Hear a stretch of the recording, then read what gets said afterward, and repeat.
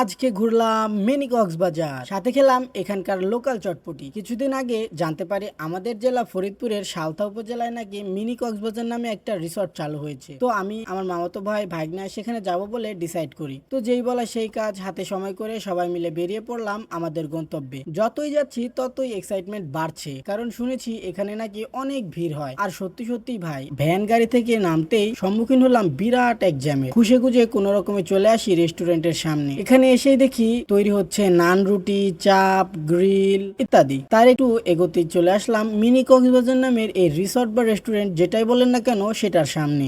এসে ভিতরে ঢুকতে চাইলে আমাদের ঢুকতে দেওয়া হয় না, কারণ এখানে নাকি অলরেডি অনেক লোক রয়েছে, ওভারলোড হয়ে যাবে, এই কারণে আমাদের ঢুকতে দেওয়া যাবে না। তাই বসে না থেকে এগোতে থাকলাম সামনের দিকে। এগোতেই দেখলাম সারিবদ্ধভাবে নৌকা বাঁধা। তো সেখানে এই আঙ্কেলকে জিজ্ঞাসা করলাম যে প্রতি একজনের জন্য কত টাকা করে নেন এবং কত সময় ধরে ঘোরান। উত্তরে বলল প্রতি একজনকে আধা ঘন্টা সময় ধরে ঘোরালে 50 টাকা করে নেন। এখানে আরো বিভিন্ন ধরনের বিভিন্ন সাইজের নৌকা রয়েছে, যেটার প্রাইসটা হয়তো বা বিভিন্ন রকম। আর সত্যি কথা বলতে এখানে বিকেলের সময় ঘুরতে আসলে যে কারো মন ভালো হতে বাধ্য। রাস্তার চারপাশে দেখলাম অনেক ধরনের দোকান হয়েছে, যেমন ফলের দোকান, খেলনার দোকান, বাদাম, আইসক্রিম, ফুচকা, আরো অনেক কিছু। আর এখানে রাস্তা একটু ফাঁকা পেয়ে ওদের রিকোয়েস্টে বানিয়ে নিলাম, এটাকে কি ভিডিও বলে জানি না সেইটা।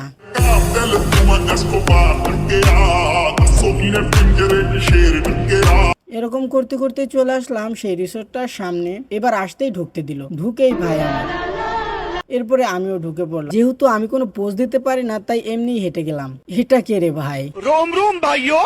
আর ভিতরে ঢুকেই দেখলাম এখানে খাবার আইটেম আছে। তো তাই ভাইদের সাথে কথা বললাম এই ব্যাপারে। তারা বলল এখানে নাকি শুধু চটপটি আর ফুচকা পাওয়া যায়। তো যেহেতু আমরা চারজন, 4টা চটপটি অর্ডার দিয়ে ফেলি। এরপরেই এই রিসর্টটার যে মালিক বা ওনার, তার সাথে কিছুক্ষণ এই ব্যাপারে কথা বলি। লোকটি খুবই আন্তরিক একজন মানুষ। আর আমরা বসলাম একদম লাস্ট যে টেবিলটা, সেটাতে। বসতেই চলে আসলো আমাদের চটপটি। সবাই মিলে বসে পড়লাম, গল্প করতে করতে খাওয়া শেষ করে উঠে পড়লাম। আর সত্যি কথা বলতে সন্ধ্যার টাইমে এই জায়গাটা দেখতে আরো অস্থির লাগে। ওনাদের এই ছোট্ট ছোট্ট ডেকোরেশন এবং লাইটিং এর কারণে জায়গাটা আরো মনোমুগ্ধকর হয়ে ওঠে। পরে সবাই মিলে বের হয়ে গেলাম। বের হয়েই সুন্দর পরিবেশ।